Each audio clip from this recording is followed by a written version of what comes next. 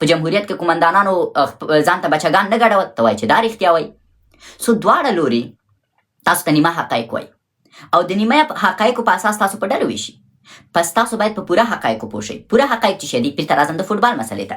که چیرته تاسو پوره حقایقو ته وګورئ، د نارینهو فوټبال ته دومره ډیر خلک راځي چې د نارینهو د فوټبال ګټه 6 بلیونه ده، اما د ښځینهو فوټبال ته څوک نه ځي. د هغوی د فوټبال ګټه 111 میلیونه ده. پس ښځینه 111 میلیونه ګټي، په 111 میلیونه ګټه کې دوی ته چې دی 10 میلیونه ورکول کیږي.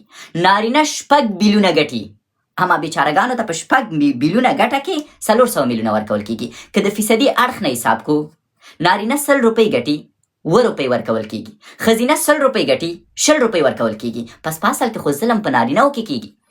که حق مو مساوي دی، زه ډېرې ګټم، باید زه ډېرې واخلم. په همدې شکل تاسو باید متوجه اوسئ کله چې تاسو د ګوندونو په اړه غږیږئ، د ډلو په اړه غږیږئ، تاسو د هر هغه فرد سره چې غږیږئ هغه دې تاسو ته دا ووایي چې دوی کړي څه دي د افغانستان دپاره.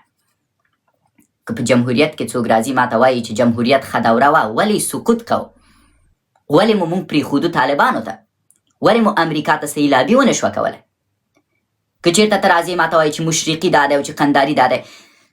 زه خپله د افغانستان یم او زه شرمېږم چې زه وایم چې زه د کوم ولایت یم، ځکه ما تر ټولو ډېر ژوند په خوست او په پکتیا کې تېر کړی، تر ټولو ډېر ملګري په هلمند کې لرم، تر ټولو ښې خاطرې د کندهار نه لرم، لغمان کې اوسېدلی یم، بدخشان ته لاړ یم، په پنجشیر کې چې دی زما د پنجشیري ملګرو نه د پنجشیریانو تذکره غوښتله، ما نه چا تذکره نه غوښتله ځکه زه نیمه پنجشیری ښکارم. I don't know.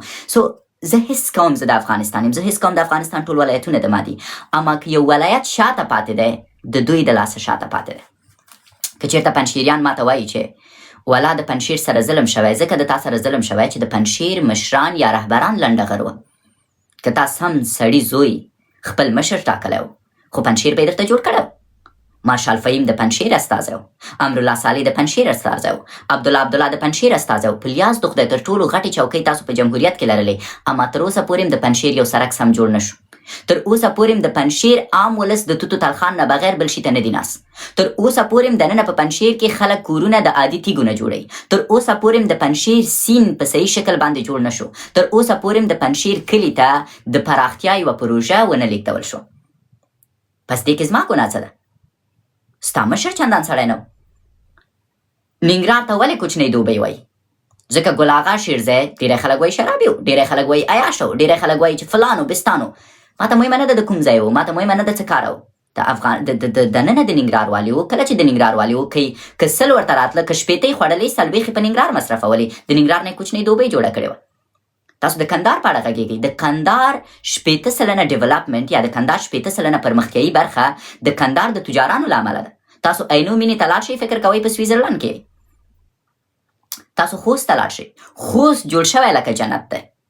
تاسو په خوست کې زرمت ولسوالۍ ته لاړ شئ، زړه مو نه کېږي چې تېنه بېرته راشئ، حس کوئ په جنت کې یاست، ځکه زه هلته اوسېدلی یم، هلته ژوند کړی. سو دا ټیک ټاکي کوم عجیب و غریبه مخلوقات چې دي، دوی دننه په افغانستان کې نه دي پاتې شوي، د افغانستان د خلکو ترمنځ نه دي پاتې شوي.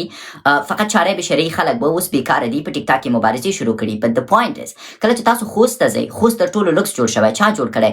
د خوست هغه مسافرو جوړ کړی چې خپله ځواني یې په دوبۍ کې فدا کړه د وطن د جوړولو دپاره. د خوست هر ځوان چې په مسافرۍ لاړ دی، هلته چې دی پیسې ګټلي، دننه په خوست کې بیرته مصرف کړي، دننه په خوست کې ځان ته بنګلې جوړې کړي، دننه په خوست کې ځان ته چې دی حجرې جوړې کړي، دننه په خوست کې چې دی ځان ته ښایسته لوکس ژوند جوړ کړی.